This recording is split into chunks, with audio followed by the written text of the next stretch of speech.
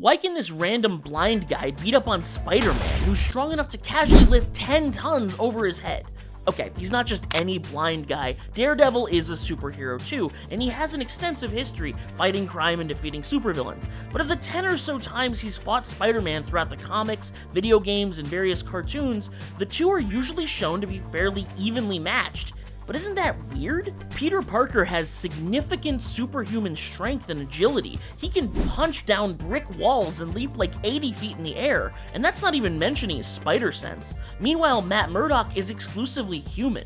He's an expert gymnast and martial artist, but he can only punch as hard as a regular man. Let's look at the numbers. Specifically, Daredevil has a few very impressive strength feats. He used a 400-pound barbell as an improvised weapon, swinging it around fast enough to catch multiple enemies off guard, and then he was able to toss it at least 15 feet across a room. He broke his hand when he did it, but he was able to punch through a brick chimney one time. A seriously impressive showing for someone only supposed to be peak human. And perhaps his craziest outlier, he tipped a limo over on its side all by himself.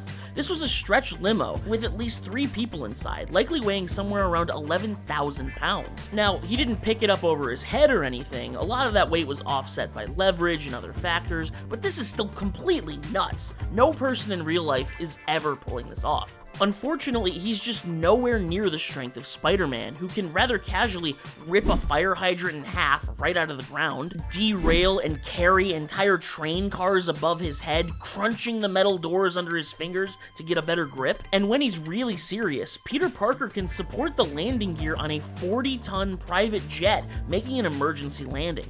The opposite of Daredevil's limo feat, Spider-Man is supporting the weight of the plane and the force from the momentum of its landing. On the high end, Spider-Man can output up to 100 tons all by himself. When we compare their stats, it makes no sense that Daredevil not only survives all of his scraps with Spider-Man, but actually wins about half the time. And this isn't just comic nerd power scaling by doing math about their various feats. Think about it. Spidey almost exclusively fights villains with inhuman strength, speed, or other super abilities. Vulture flies around like a human jet. Doc Ock's arms can tear through concrete. Green Goblin is straight up superhuman just like Spider-Man, getting knocked through brick walls and smacking each other around into steel girders. And don't even get me started on the really crazy threats like Sandman, Rhino, Electro, or Venom.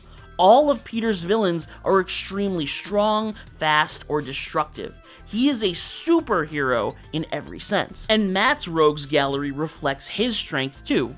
Elektra, just a human. She has some powers including hypnosis and rare future vision related abilities.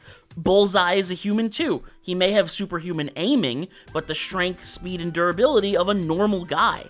Punisher, the Purple Man, even the Hand is just a bunch of ninjas.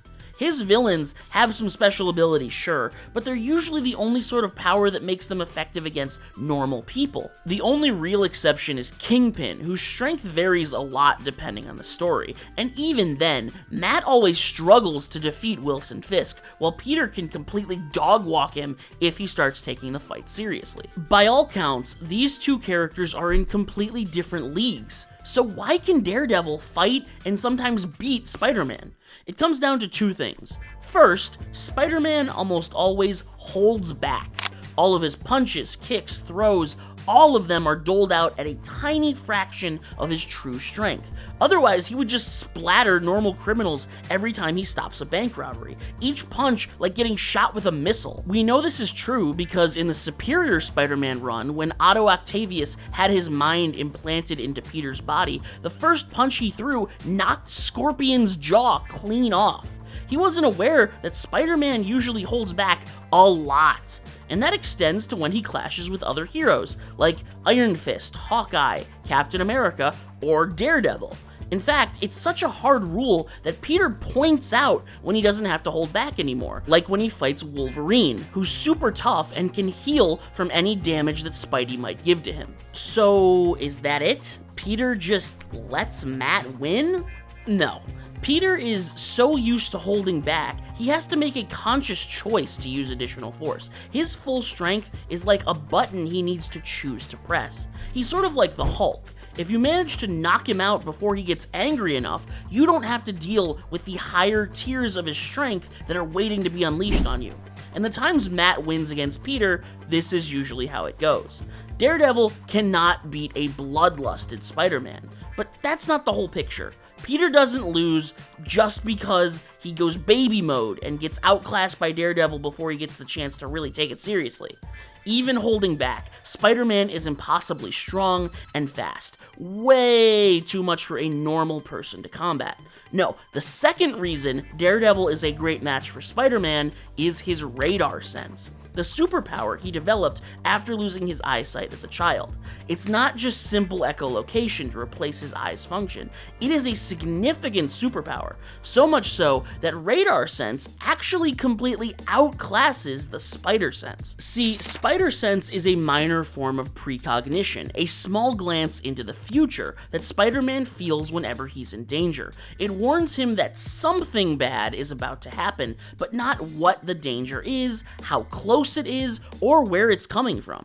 Peter has to manually notice his environment just like us normie humans, and remember where things are spatially while he's swinging and fighting. The spider sense does alert him when he's in danger, but it doesn't tell him what the danger is or how to avoid it. So when he gets the Peter tingle for something he can see, combined with his super strength and agility, he can easily dodge hypersonic plus attacks like machine gun fire or bolts of lightning from Electro. But if he can't see the danger, he has to guess where the attack is coming from. Now, because he's so fast and strong, this usually does the job, but it's not perfect. He has to choose how he reacts, and can get hit by whatever is coming at him. This is actually why Venom is so dangerous. After the symbiote spent so long attached to Peter, it learned how the Spidey sense works and can circumvent it. So every time Peter fights Venom, he's on the back foot. He doesn't get his normal heads up from the spider sense when danger from Venom is incoming. Daredevil is a completely different animal. His radar sense is an effect of his enhanced hearing. As sound bounces off the environment, he makes a perfect mental map of it in his head, a complete 3D model of the world where all angles are visible. And it's not short range like our eyesight. He can see 150 yards in every direction casually, and about twice that when he's concentrating. Imagine that. You are perfectly aware of everything 3 football fields in every direction. So in a fight, his environment is essentially an extension of himself. He's a master combatant because he's basically playing a top-down video game with full view of the world and enemies, while everyone else is in a first-person shooter. That is the incredible value of the radar sense. Sure, he's not as fast or as strong as Spidey, but he basically always knows where Peter is coming from and how he's going to attack. It's practically impossible to catch Daredevil off guard. Plus, because he sees like a radar, sound waves bouncing off of everything, he's intuited over the years how to ricochet objects perfectly. He can bounce his Eskrima sticks off of anything, even around a hallway neither of you can see, and smack you in the back of the head from practically any direction. But you don't have to take my word for it. Stan Lee himself said that Daredevil's radar sense is far superior to the Spidey sense, and it's the real reason Matt can tangle with Peter and even win sometimes. But if Spidey wasn't holding back, something he does in basically every single fight, a single punch would not only knock out Daredevil, but straight up kill him. Stay frosty.